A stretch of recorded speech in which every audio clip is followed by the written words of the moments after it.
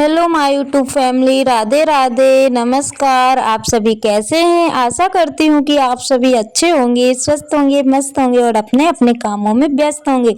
तो दोस्तों, जैसा कि आप सभी को पता है कि हम लोग गए हुए थे शादी में और शादी में काफ़ी सारा एंजॉय भी किया है। और उसके बाद से घर आते ही दूसरे दिन हो गई सभी की तबीयत खराब, यानी कि उल्टी दस्त सभी को शुरू हो गए थे। और बिटिया रानी ने जो है कि कम से कम 10 से 12 बार उल्टी कर चुकी थी, तो वही मैं आप सभी को दिखा रही थी। और यहाँ पे देखिए दोस्तों, इतने सारे कपड़े मेरे धुलने के लिए रह गए हैं, क्योंकि इस समय ना पानी की दिक्कत हो रही है।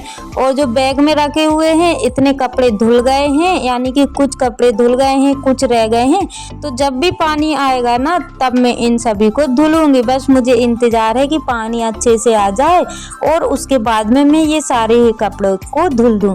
और यहाँ पे ना स्प्राइट मंगाई हुई थी, क्योंकि बिटिया को हो रही थी उल्टी। और वैसे तो सभी की तबीयत खराब हो रही थी, लेकिन इतनी ज़्यादा नहीं हुई थी जितनी की इनकी हो रही थी।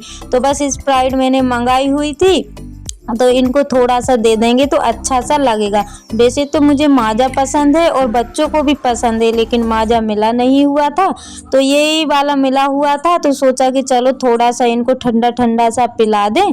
और गर्मी से हो रही होगी ना तो थोड़ा सी जो है कि राहत मिलेगी। तो बस इनको काफ़ी अच्छा भी लगा और इनको ना उल्टी में आराम भी लग गया था। और वैसे मैंने शक्कर नमक वाला पानी भी पिलाया हुआ था, यानी कि ओआरएस बना के भी पिलाया हुआ था। और फिर उसके बाद में ये भी पिला दिया था, क्योंकि जब भी हमको उल्टी दस्त होते हैं ना तो हमारे जो हाथ पैर लुष्ट हो जाते हैं, यानी कि बिल्कुल भी अच्छा नहीं लगता है। तो इस वजह से मैं कोशिश कर रही थी कि इनको कैसे भी आराम मिल जाए। मेरे हस्बैंड जी घर पे नहीं थे, तो इनको मैं डॉक्टर के पास भी नहीं ले जा पाई। और जैसे कि वो आए ना रात में 9 बजे, तो इतनी देर में फिर इनको उल्टी में आराम मिल गया था, तो फिर मैंने डॉक्टर के पास नहीं भेजा। और यहाँ पे हो रहा है दोस्तों सुबह का टाइम, और सुबह से मैंने कोई भी ब्लॉग शूट नहीं किया हुआ था, क्योंकि सभी की तबीयत खराब चल रही थी। मेरी भी तबीयत खराब हो रही थी, यानी कि पेट में भी दर्द और मतलब अजीब सा ही लग रहा था। तो होता है ना, कहीं बाहर जाते हैं ना तो ऐसी तबीयत खराब हो जाती है। तो दोस्तों, जो मेरे चैनल पर न्यू है प्लीज़ चैनल को सब्सक्राइब कर लीजिएगा। जो मेरे न्यू सब्सक्राइबर्स से व्यूवर्स हैं, जो लोग मुझे प्यारे प्यारे से कमेंट करते हैं, आप सभी का दिल से धन्यवाद। ऐसे ही आप अपना प्यार और सपोर्ट बनाए रखिएगा, ताकि न्यू ब्लॉग में आप सभी के लिए ला सकूँ। और दोस्तों, आप सभी ने पिछले ब्लॉग पर बहुत प्यारे प्यारे कमेंट किए हैं, आप सभी का दिल से धन्यवाद। ऐसे ही आप अपना प्यार और सपोर्ट बनाए रखिएगा, ताकि इन ब्लॉग में आप सभी के लिए ला सकूं। और दोस्तों, आप सभी से रिक्वेस्ट है कि प्लीज़ छोटा सा प्यारा सा कमेंट ज़रूर करिएगा, और कमेंट के साथ साथ लाइक करना ना भूलिएगा, क्योंकि आप सभी लाइक करना भूल जाते हैं दोस्तों। तो लाइक और कमेंट के कोई पैसे नहीं लगते हैं, तो आप कमेंट के साथ साथ लाइक भी कर दीजिए करिएगा। और यहाँ पे मैं बना रही हूँ दोपहर का खाना, और सुबह के सारे काम मेरे हो चुके थे। तो आज बच्चों की है छुट्टी, तो इसलिए थोड़ा लेट से भी काम हुआ था। तो यहाँ पे मैंने सिर्फ सादा सिंपल सा ही खाना बनाया हुआ है। टमाटर की सब्जी है और रोटी है। और गर्मियों के समय में ना खाना बहुत कम हो चुका है दोस्तों, क्योंकि गर्मियों के समय में खाना बिल्कुल भी नहीं खिलता है। यानी कि सर्दियों में तो मैं काफ़ी सारा खाना बनाती थी और तीनों टाइम बनता था, लेकिन गर्मियों में एक ही टाइम बनाती हूँ और वो ही खाना बच जाता है। तो मतलब बहुत कम खाना हो चुका है, यानी कि हल्का फुल्का सा खाना अच्छा लगता है। और यहाँ पे ये बिटिया रानी हो गई है गुस्सा, तो इनको पता नहीं किस बात पे से गुस्सा आ गया है। तो अपनी बोतल उठाई, बैग रख लिया है, बैग में काफ़ी सारे कपड़े भी रख लिए हैं, और ये बोलने लगी कि मम्मा मुझे अब नहीं रहना है, मैं तो जा रही हूँ घर छोड़ करके। मतलब ये लोग ना थोड़ा मोबाइल में देख भी लेते हैं ना, तो इसलिए ये थोड़ा सा नाटक भी बनाने लगते हैं। तो अभी इनको आ रहा था गुस्सा, तो बस इनने बैग में कपड़े रखे और इन्होंने चल दिया है। लेकिन इन्होंने कहाँ चल दिया वो तो पता नहीं, लेकिन रो भी रही थी और नाटक मतलब बहुत बना रही थी। तो सोचा कि चलो थोड़ी सी क्लिप ले लेते हैं, जब ये बड़ी होंगी ना तो ये देख देख के हंसेंगी। और दोस्तों यहाँ पे फिर दूसरे दिन का ब्लॉग है। तो सुबह के काम सारे हो गए हैं और यहाँ पे मैं कर रही हूँ बर्तन साफ। तो नल भी चले हुए थे तो सबसे पहले मैंने पानी भरा और साथ साथ में फिर बर्तन साफ करने लगी हूँ। और जो भी मेरे कपड़े रखे हुए थे ना नए, जो मैंने एक दिन पहले बताए हुए थे, वो सारे ही कपड़े भी मैंने धोए। और उनके साथ साथ अगर मैं ब्लॉग शूट करती ना तो काफ़ी लेट भी हो जाता। तो इस वजह से सोचा कि चलो कपड़े भी धुल गए हैं, बर्तन साफ भी हो गए हैं, पानी भी भर गया है और अभी ना मेरा खाना रह गया है। तो खाना मैं बाद में बनाऊंगी, यानी कि नहाना धोना कपड़े बर्तन सारे ही काम हो चुके हैं। तो दोस्तों आप सभी ब्लॉग पर कंटिन्यू बने रहिएगा और छोटा सा प्यारा सा कमेंट करना ना भूलिएगा।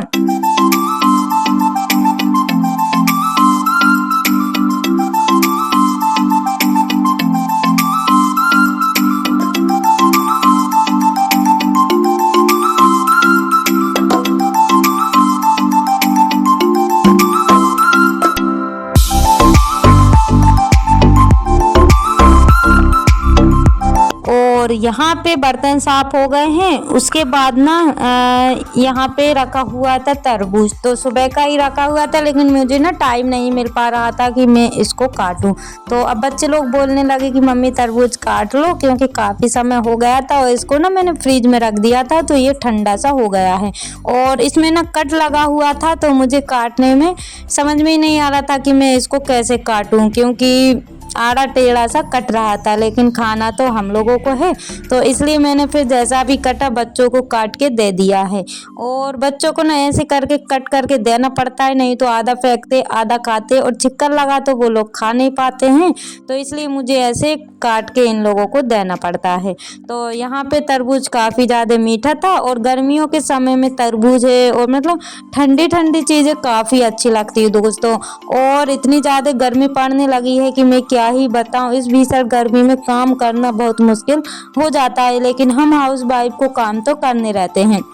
तो यहाँ पे मैंने चक्के भी देखा कि कैसा लगा हुआ था, लेकिन काफ़ी अच्छा तरबूज था। और उसके बाद में अब मिल रही हूँ शाम के समय। तो यहाँ पे ना मैं लेकर के बैठ गई हूँ गेहूँ और टाइम हो रहा है 5:30 बजे का। तो दोस्तों गेहूँ तो मैं लेके बैठ गई हूँ, लेकिन गेहूँ में से मुझे काफ़ी मतलब बार बार उठना पड़ा था, क्योंकि गाय का भी काम किया और मतलब घर के काम भी किए, बीच बीच में मुझे उठना पड़ रहा था। तो जो एक बोरी देख रहे हैं ना, तो वो मैंने कल छाने और फटके हुए थे और इनको फटकने में मुझे वही 10 या 10:30 का टाइम हो गया था। और एक बोरी में आज लेकर के बैठ गई हूँ। तो सोच रही हूँ कि इनको ना मैं फटक फटक के छान के और फटक के रख लूँ, और फिर बीनना अकेला रहेगा तो वो तो ऐसा रहता है कि जल्दी से बिन जाएंगे। तो फिलहाल के लिए मैं फटक लूँ, और फटकने वाला काम ना काफ़ी मुश्किल हो जाता है। तो लेकिन करना तो काम हम लोगों को ही पड़ता है, बस ये सोच कर मैं लगी रहती हूँ। और आज भी मैं 5:30 बजे से लगी हुई थी दोस्तों। 2-3 बार मैंने बीच बीच में उठी भी हुई थी और रात के मुझे ना वही 10 बज गए थे। यानी कि ये समझ लिए घर के काम ऐसे होते हैं कि मैं क्या ही बताऊं। और जो गांव की लाइफ होती है ना, वो तो कुछ अलग ही होती है, क्योंकि अगर रात दिन भी लगे रहेंगे ना तब भी काम किसी को नहीं दिखता है। तो आज मैं सुबह से लेकर के शाम तक, यानी कि मेरी तबीयत ख़राब थी तब भी मैं तबीयत ख़राब में ही और रात में मतलब 11 बजे तक गेहूँ साफ करने में लगी रही थी। तो दोस्तों आप सभी को मेरे ब्लॉग कैसे लगते हैं प्लीज़ मुझे बताइएगा। और ये जो काम होते हैं बड़े ही मुश्किल के होते हैं, क्योंकि ये काम वैसे तो रोज़ रोज़ नहीं होते हैं लेकिन कभी कभार के रहते हैं। लेकिन जितनी भी इनमें मतलब क्या बोलते हैं उससे ताकत लगती है ना, वो सारी ही लग जाती है। क्योंकि मुझे फटकना ना काफ़ी मुश्किल लगता है, क्योंकि मुझसे ना फटकते नहीं बनता है। और मैं जब भी फटकती हूँ ना, ऐसे वजन वाले काम पर करती हूँ ना, तो मेरे पेट पे ही जोर पड़ता है, जिसके कारण मेरे पेट में भी दर्द होने लगता है। और आप सभी को पता है कि मेरे पेट में हमेशा ही दर्द रहता है, कितना ही इलाज करवाया कुछ भी करवाया लेकिन आराम नहीं लगता है। ये किस कारण से होता है वो तो मुझे पता नहीं है, लेकिन ज़्यादा मैं काम कर लूँ या फिर भारी वाले वजन वाले काम करती हूँ ना, तो ज़्यादा ही प्रॉब्लम मुझे होने लगती है। लेकिन समझने वाला कोई नहीं है दोस्तों, क्योंकि मेरा दर्द है सिर्फ मैं समझ सकती हूँ और बाकी कोई भी नहीं समझ सकता है। तो बीच बीच में मैं उठ भी जाती हूँ और फिर से करने बैठ जाती हूँ, नहीं बनता है तब भी मैं काम करने में लगी रहती हूँ, यही सोच करके कि अगर मैं नहीं करूँगी तो कौन करेगा। इसलिए मैं ये सोच करके काम में कंटिन्यू लगी रहती हूँ, नहीं बनता है तब भी करती हूँ, बनता है तब भी करती हूँ। तो यहाँ पे आप लोग देख ही सकते हैं दोस्तों कि एक बोरी तो मेरे फटका गए हैं, ये दूसरी बोरी है, यानी कि मुझे कम से कम 5 बोरी गेहूँ स्टोर करके रखना पड़ेगा। तो दोस्तों इसी के साथ ब्लॉग का करते हैं एंड, मिलते हैं कल नई ब्लॉग के साथ।